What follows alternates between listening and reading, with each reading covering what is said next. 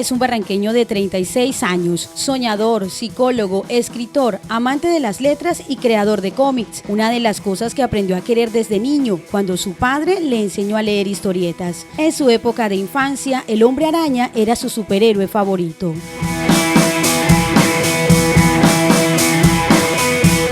Bueno, el amor por los cómics ha sido básicamente de toda la vida porque pues mi padre me enseñó a leer a través de historietas y a mí los héroes desde que soy niño me han parecido interesantes. Todos hemos deseado tener superpoderes y estas cosas, entonces siempre he estado ahí como vinculado a eso. Ya pues más adulto descubrí que no solamente existe el cómic de héroes, sino el cómic europeo, por ejemplo, el cómic japonés o manga, que cuenta todo tipo de historias. Entonces me gusta porque es una forma, digamos, económica y muy íntima y muy personal de contar historias. Creció con ese amor hacia las historietas y los superhéroes, pero fue hace 6 años que decidió dejar su trabajo en los Llanos Orientales y retornar a Barrancabermeja para dedicarse a crear relatos a través de dibujos y personajes con superpoderes salidos de su propia imaginación.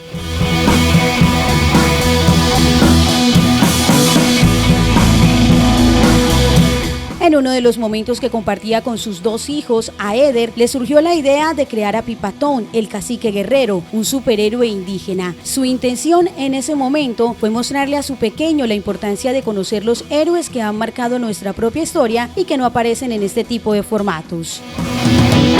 El cómic nace con la intención de enseñarle a mi hijo y a los niños de por aquí, de estos lados, de estos terruños, que es importante valorar los héroes de afuera, pero también es muy importante conocer y valorar los héroes propios. Entonces, como una manera de reivindicar la historia, de contar nuestros héroes, hablar de ellos, tuve la idea de crear una novela gráfica. Pipatón fue un cacique indígena que no necesitó capa ni espada para luchar por resguardar y proteger su territorio, las selvas del Magdalena Medio, además para resistirse contra los españoles durante la época de la colonia. Pipatón en el cómic es el personaje central y él cumple el arquetipo del héroe, puesto que da su vida, sacrifica su tiempo, sus intereses personales por resguardar un territorio, por proteger una identidad cultural, un territorio, sus seres queridos. La historia de él cuenta que a él le cortaron los talones y le crecieron unas alas, y así llegó acá y peleó por su territorio y sacó a los españoles que habían intentado instalarse aquí. Entonces Pipatón es ese héroe que nos han negado o nos han escondido por mucho tiempo y que yo creo que ya es momento de reivindicarlo. Con el cómics, Eder Villa quiere cambiar la percepción que algunos niños y adultos tienen sobre las comunidades indígenas, además de rescatar nuestra propia historia e identidad. Como he trabajado con niños y en un tiempo hacíamos como un trabajo con el tema indígena, muchos niños decían que los indígenas eran el diablo, que los indígenas eran africanos,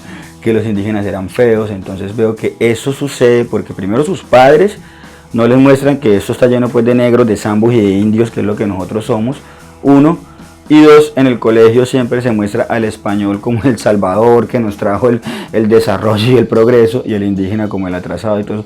Y yo quiero un poco ir en contra de ese orden y mostrar la historia de otra manera. En 2016, por su formato entretenido y lúdico, logró que se distribuyeran en diferentes colegios de Barrancabermeja más de 6.000 ejemplares de Pipatón, el guerrero inmortal. Pero hoy, ese barranqueño quiere llevar a este superhéroe a una novela gráfica. Bueno, el cómic físicamente aún no se ha lanzado. La primera muestra que se lanzó se distribuyó de manera gratuita en Barrancabermeja. La novela gráfica está por salir con un libro ilustrado. El libro ilustrado es para niños de entre los 3 y los 7 años, y la novela gráfica sí ya es de los 7 años en adelante. Vamos a hacer aquí el crowdfunding chicha, estoy recogiendo fondos para imprimirlo. Su sueño, además de lograr que se cristalice la idea de la novela gráfica y de que Pipatón se convierta en una serie de televisión, es en algún momento ver que en nuestras calles los niños, en lugar de hablar de Batman, el Hombre Araña o Spider-Man, se identifiquen con las hazañas de Pipatón, el guerrero inmortal.